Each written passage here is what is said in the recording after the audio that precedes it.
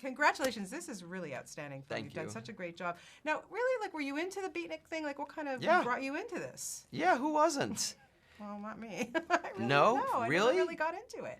Okay. Yeah. Closeted gay boy, 16 years old, small town Connecticut, Okay. which is not the most conservative place in the world by any means of the imagination. Yeah. But I remember going to high school, and my first week there, somebody anonymously writing into the school paper that they were gay. And the reaction in the school was, excuse my language, but who's the fucking faggot? We're going to kill him. Oh. So then all of a sudden learning, hearing about this poet, this writer, Allen Ginsberg, and it was said in a derogatory where I'm like, oh, he's gay. Right. But of course that made me go, where do I find his books? And I remember going to like the suburban bookstore in the shopping mall, and there was no alternative voices section back then. Reading, starting to read his work, and he was just so open about who he was, and so blatant, not just about his sexuality, but his love and his passion, and his work just so encourages you to like want to be open and to take off your masks of who you're pretending to be and just really be yourself.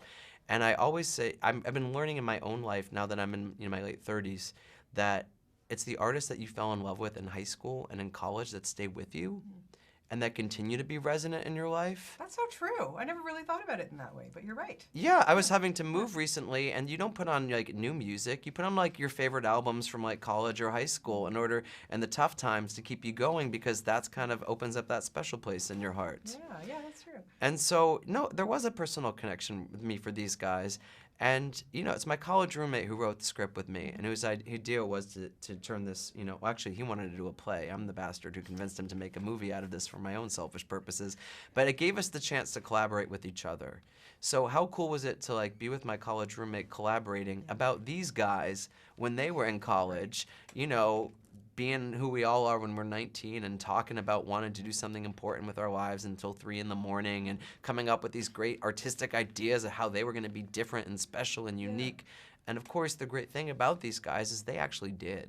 Right. And whether or not you were a beat lover yourself, they continue speaking to people just because they provide a certain way of looking at the world, which is counter to what, we've been taught to do. In the way that junior high prepares you for high school, prepares you for college, prepares you for a job, they said, you know what, like, what happens if you get off the hamster wheel and go travel the country and just meet people? Absolutely, yeah. And then we were joking, but like I said, could you maybe gotten some good talent in this film?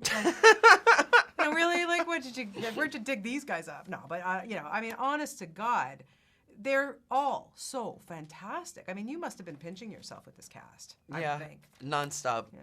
There was definitely a moment on set when I was looking at all of these people, because I had been watching their work for so long and going, oh my God, they're in my freaking movie. This is my first movie and I'm telling them what to do? But the great thing about them is not only these people who I've admired their work for so long, they were all good people, and I know we're supposed to say this, but the truth of the matter is every single one of them came into this first-time filmmakers movie with no time, no money, no trailers. We're sitting on stoops in period costumes in New York City as like trucks are going by. Like that was like the glamour, the Hollywood glamour of our movie set. But they like went into this journey and kept a good attitude about it, and just were so open and brave about their choices, and in really, taking on these historic characters and giving them heart and everything they got. Yeah, and I love the choices that Dan Radcliffe is making now, and I'm wondering, you're making this film, you're out in the streets of New York City, you've got Dexter on your set, you've got now Jack Huston, who's huge on Boardwalk Empire. I mean, okay, he's not that recognizable because he's not wearing his prosthetic, but then you have Harry Potter, let's face it, right? Do you have the fans kind of gathering around? What's it like? Did you have to deal with that? Can you believe we're on the streets of New York with very minimal security, with almost no money, running like a ragtag student film crew around the city? New Yorkers were really respectful. And I remember there was one scene between Ben Foster and Michael C. Hall that we're shooting right in the middle of Riverside Park, during the daylight, and people, in New York, I think if anything, they know to respect, to just make sure that they don't go in front of the camera. But this is New York, let's face it. They're more bothered that you're in their way and they're in a rush to get to wherever they want to get to. So ultimately, that was more important than stopping and gawking at the movie stars. No, people were so respectful to us. It was really nice. And I don't know if that's a New York thing or not, but I was pleasantly surprised at the lack of, like, gawkers and paparazzi constantly. I mean, one really kind of poignant thing actually is it's the second day of film and we're all still kind of figuring out what this movie is and who we are, and we're across the street from a public school. And while we're trying to get a shot at dawn before it gets too bright, the school bus lets out.